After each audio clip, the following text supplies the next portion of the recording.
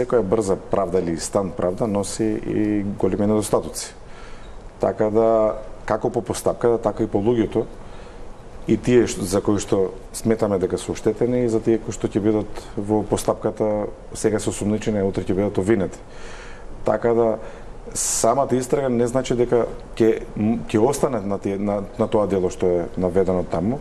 Тоа може да трпи промени, значи има до период од 90 дена додека трае, ако трае притворот, бидејќи доколку луѓето не се во притвор, истрагата може и да продолжи, но тука се ограничени во тој период да се кристализира, бидејќи сега се прибираат сите податоци.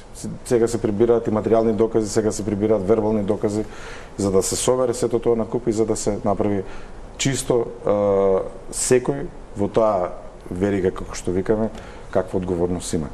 Но како што кажав и на почетокот, сакате да кажете дека е 3 месеци притвор за сега притворените затоа што да, бидејќи казната од 3, а не од 4 нагоре. Ова е прерана фаза за да разговараме за некакви финални заклучоци. Меѓутоа, кога имате предмет со огромен број осумничени како што е сега, ако претпоставиме дека таа бројка ќе остане на 27 и дека нема да расте, можеби ќе се намали, можеби ќе се зголеми, можеби правната квалификација ќе трпи последици и така натаму.